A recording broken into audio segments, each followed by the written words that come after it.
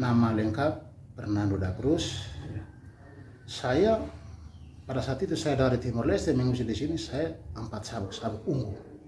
Saya punya saudara yang lain, adik-adik yang lain, batas sabuk coklat ke bawah, 2 sabuk. Saya yang sabuk ungu. Karena pada waktu itu kan Timur memberikan 2 opsi.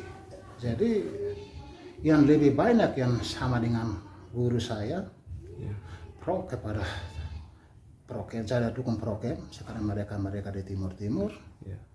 Maka waktu itu kan Korka ini bukan ilegal, tidak punya surat. Pemerintah Indonesia ada di Timor Leste tidak resmi. Pada waktu itu kan bukan legal, itu ilegal. Jadi karena Timur memberikan 2 opsi, akhirnya guru saya dengan saudara saya yang lebih banyak dukung Prokem. Sekarang mereka di Timur.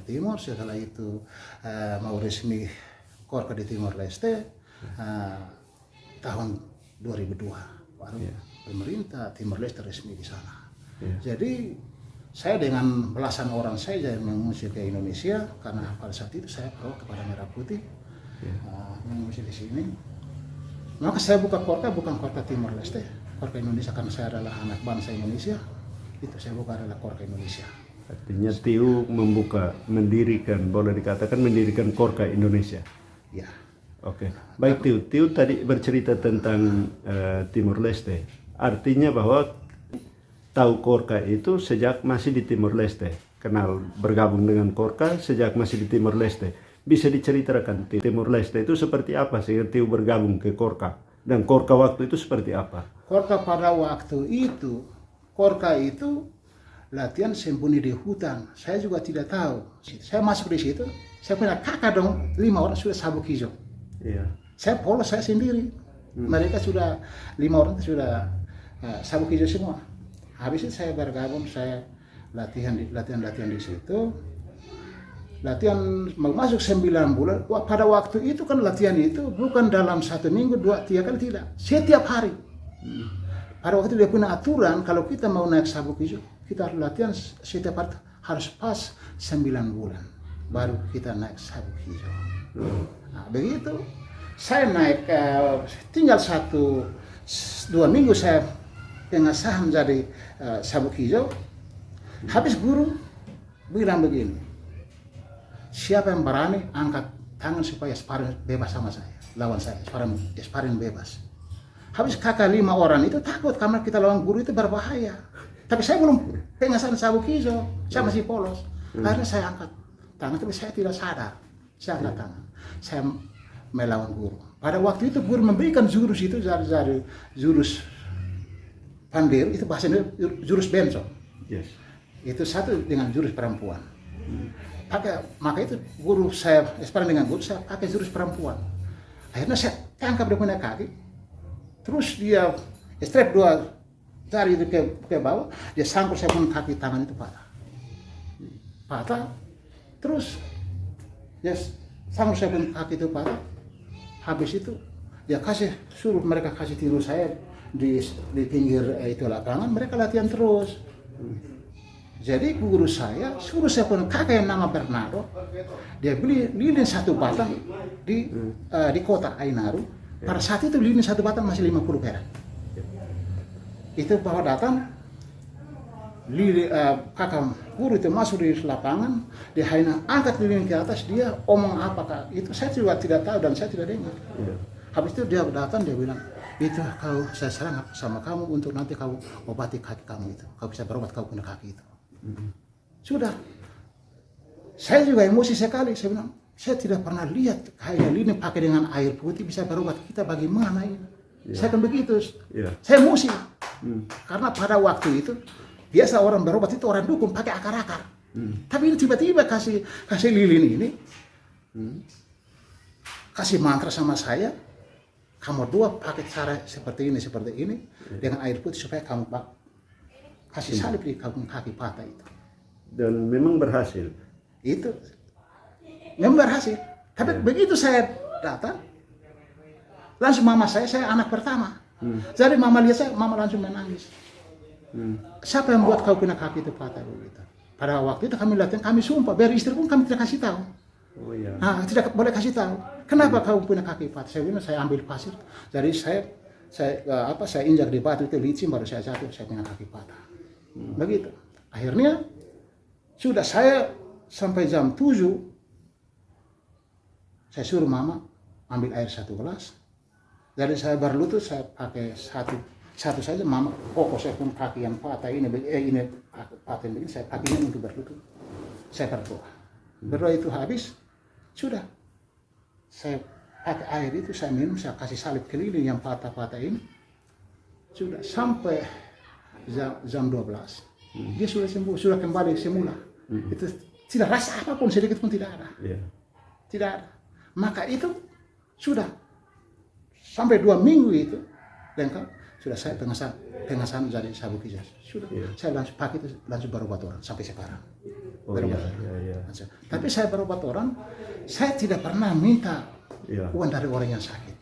Iya. Karena mereka kalau mau kasih derma 3.000, 3.000. Oke. Kalau tidak ada 3.000 pun hanya tunjuk 3 kali sama dengan 3.000, itu tidak apa-apa. Saya tetap menolong dia. Ya. Itu.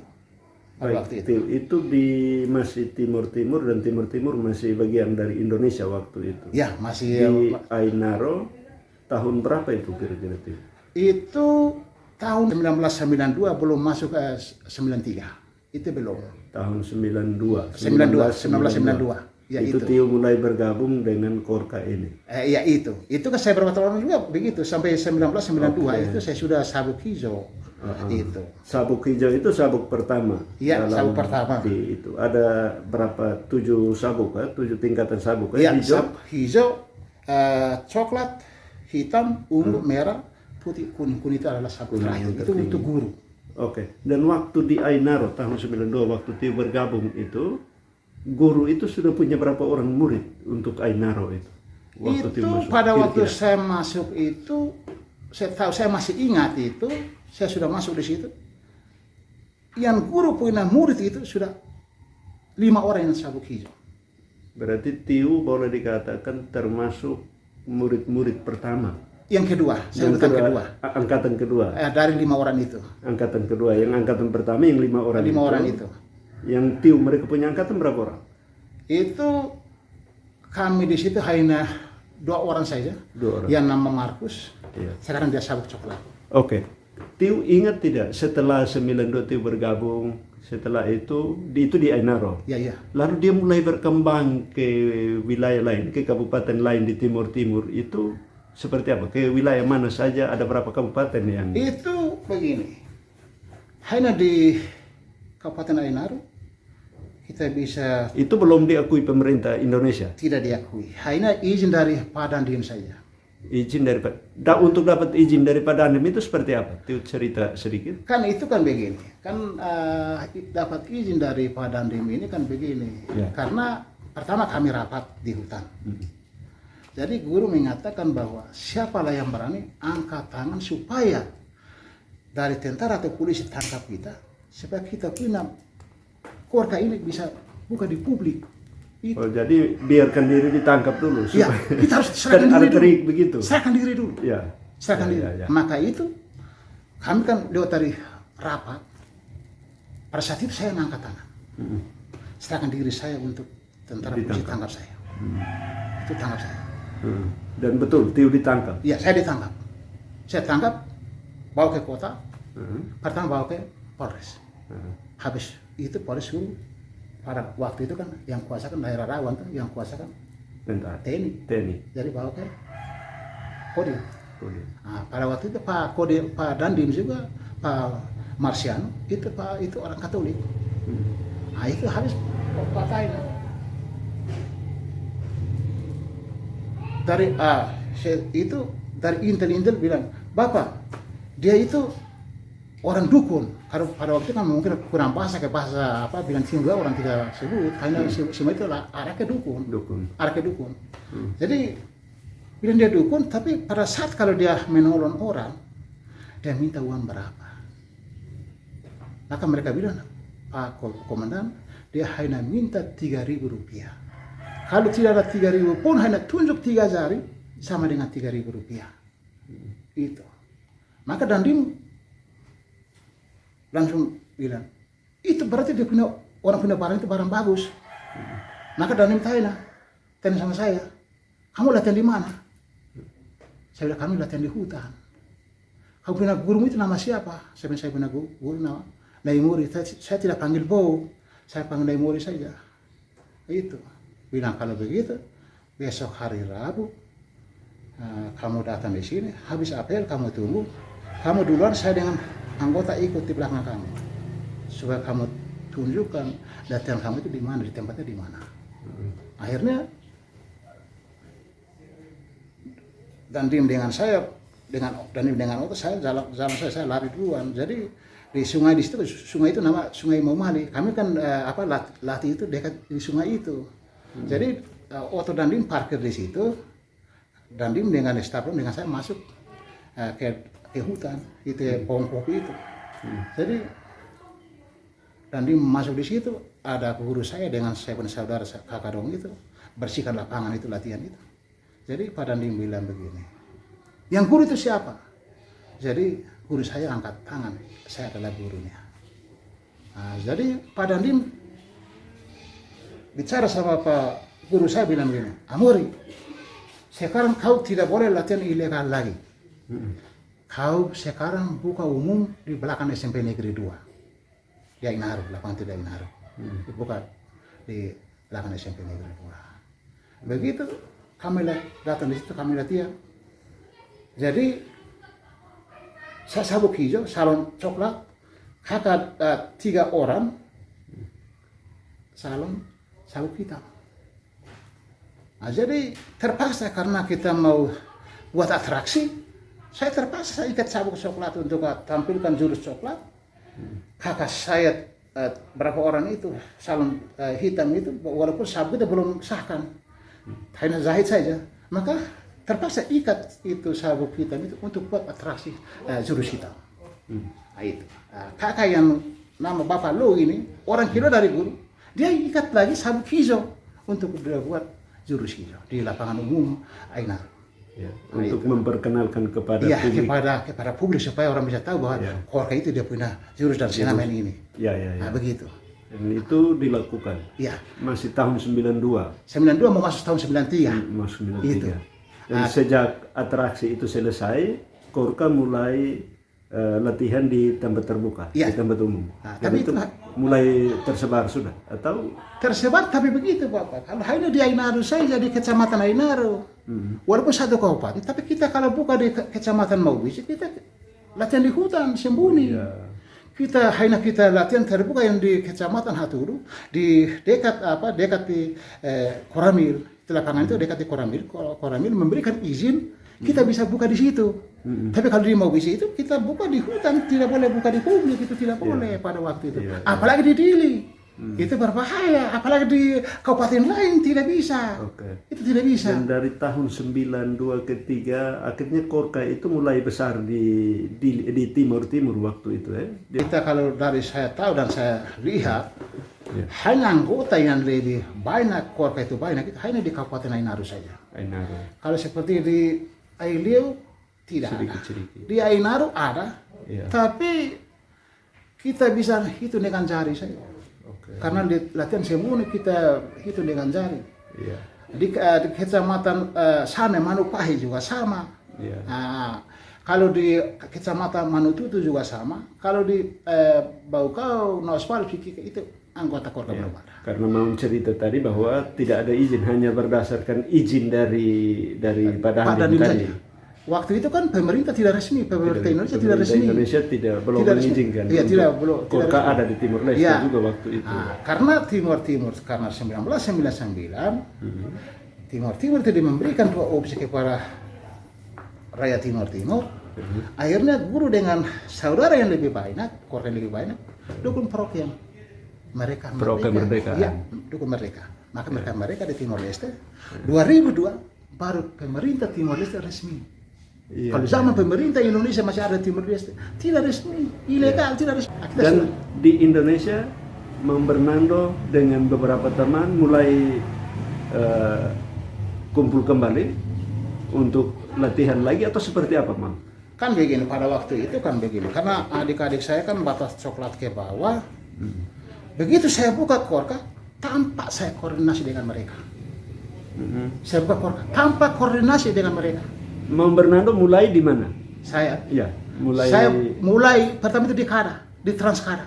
Di Transkada. Ya, di Transkada itu saya punya anggota 12 orang Suai.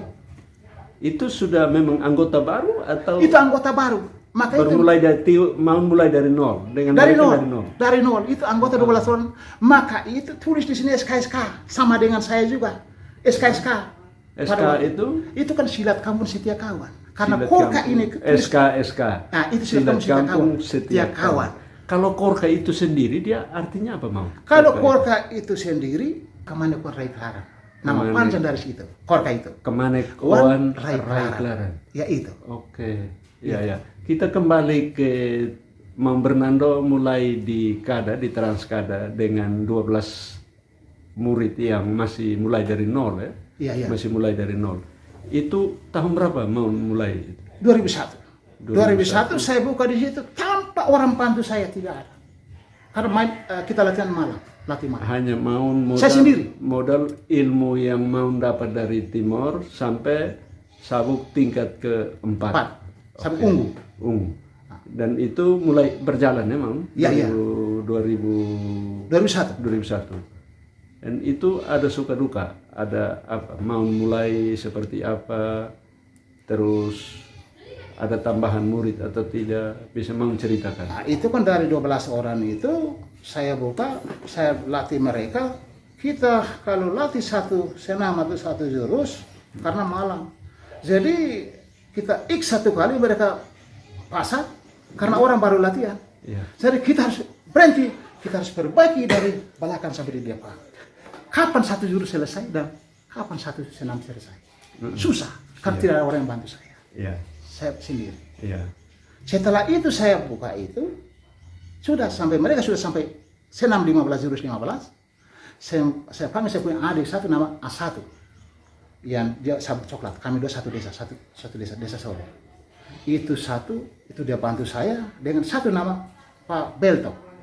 Dia juga sabuk coklat. Itu dulu sama-sama dari Timur Leste. Ya. Timur. Ya, itu. Oke. Dia datang, dia bantu saya. Iya. Mereka dua-dua itu bantu saya. Ya.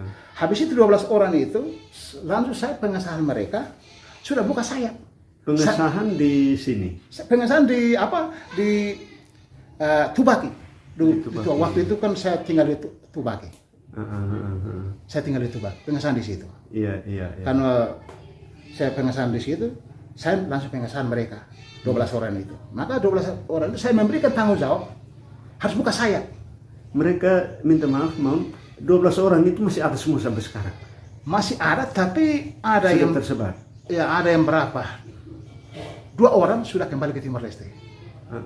Masih 10 di Indonesia. 10, tapi sekarang mereka ada berapa orang sejarah ini sudah merantau ke Malaysia, ke Kalimantan. Iya. Tapi mereka itu yang hanya coklat hanya 1 orang.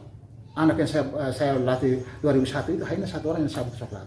Semua itu sekarang masih hijau semua. Hijau semua belum. Itu. Mereka 10-12 orang ini Mang Bernardo kasih mereka tugas untuk mulai buka sayap. Iya. Itu mereka mulai buka kemana saja? Pokoknya buka di Kada, karena di kompleks itu karena buka 2 rantai 3 rantai. Jadi buka di di Tubaki, di atas pohon jati sana. Habis itu ada yang buka di Numponi. Buka sayap sudah. Maka buka di mana-mana sudah. Jadi setelah itu berkembang begitu sudah pengesahan jadi coklat hitam, mereka pengesahan di timur di sini tidak boleh karena itu saya tidak boleh pengesahan mereka. Jadi waktu itu pengesahan ke tingkat berapa? Itu 3. Ke tingkat 3 itu Maun belum punya kewenangan. Maksudnya kalau begitu? Iya, tidak boleh. Tidak boleh karena Maun baru tingkat 4, tidak boleh. Itu jadi mereka harus pengesahan ke Timor Leste. Dan itu berjalan. Itu tahun berapa mulai pengesahan ke Timor Leste? Itu tahun 2006, 2007 dan seterusnya sampai sekarang. Ke Timor Leste. Itu. Baik Maun. Jadi itu mulai berkembang. Nah, sejak kapan Mang Bernardo orang punya niat untuk mendaftar ke Kemenkumham itu? Karena begini, karena kita sudah kumpul satu demi satu, Semakin banyak. semakin banyak, kita juga tahu bahwa agenda kan di tangan saya. Saya sudah hitung, sudah oke Pak, supaya kita bisa urus surat. Karena begini, kalau kita itu orang bilang kita pasar, hoi korka ilegal terus, kita juga malu. Cara bagaimana kita sama-sama orang warga Indonesia, bagaimana supaya pemerintah bisa akui? Taat hukum. Iya, kita harus taat kepada hukum. Akhirnya saya berusaha. Kadang-kadang Pak dari Pak Intel bilang, kenapa Pak Nando tidak punya surat? Saya bilang begini Pak, saya orang Indonesia, tapi saya adalah surat. Walaupun saya tidak punya surat, tapi saya tahu bahwa 34 provinsi kita punya hak hidup sama. Hanya saya salah karena saya tidak punya surat. Saya adalah surat, saya janji diri saya adalah surat. Itu. Maka sampai sekarang, ya sudah. Karena anggota itu, karena sudah tingkat besar itu memang sudah banyak. Ya. Jadi mau Bernardo dengan teman-teman mulai besar, terus ada pikiran untuk mendaftar supaya menjadi legal. Itu tahun berapa? Itu kan 2018 itu. 2017 masuk 2018, terbitnya 2018. Itu di Kemenkumham. Iya. Kemenkumham. Dan waktu itu mungkin mau masih ingat, anggota kira-kira ada berapa banyak? Itu kami sudah 4.000 lebih, 4.062. Itu tersebar di Indonesia saja, seluruh Indonesia itu. Seluruh Indonesia. Di Kalimantan di mana ada semua. Iya. Itu. Jadi itu 2018 itu sudah besar. Iya, sudah besar. Sudah tersebar di Indonesia dengan anggota sampai 4.000-an. Iya. Akhirnya TIU ajukan permohonan untuk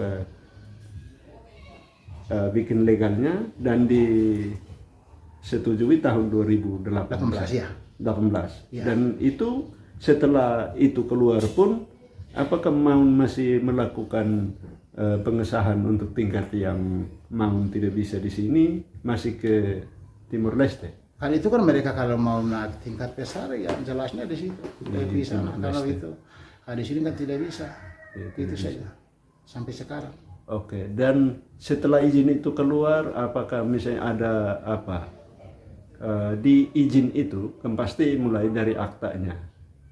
Di akta itu Maun terdaftar sebagai apa? Saya ketua umum. Ketua umum seluruh Indonesia. Nama yang terdaftar di Kemenkumham apa? Tulisannya begini, Kamanek Wan Rai Kelaran, Suruh Ainaru, Indonesia. Kalau mereka punya di Timor Leste, Kamanek Wan Rai Kelaran, Suruh Ainaru, Timor Leste. Kalau saya punya Kamanek Wan Rai Kelaran, Suruh Ainaru, Indonesia, karena saya ada di Indonesia. Maka kantor Timor Leste itu.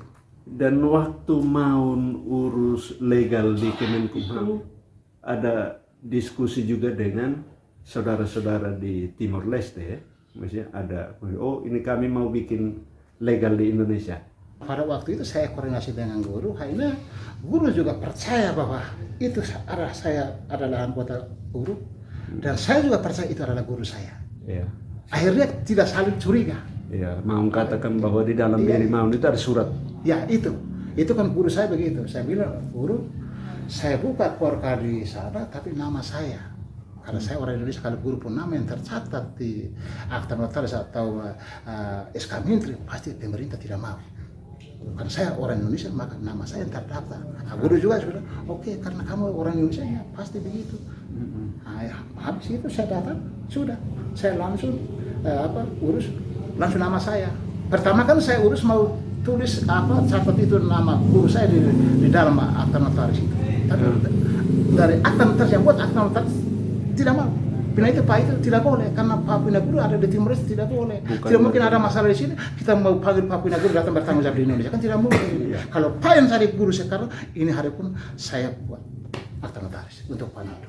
Setelah terdaftar punya akta, punya legal dari Kementerian Hukum dan HAM, kan kita tahu bahwa Korka ini juga bagian dari pencaksilat. Iya. Apakah dia terdaftar di Ikatan Pencaksilat Indonesia atau seperti apa? Mau bisa cerita? Itu kan kalau kita buat aktanya ke sana itu disebut di dalam akta itu ormas. Ya. Ormas. Ya. Kemana kota iklan itu ormas. Umumnya ormas saja. Itu kan ada terdaftar di aktanya. Itu kan disebutnya ormas saja. Ya.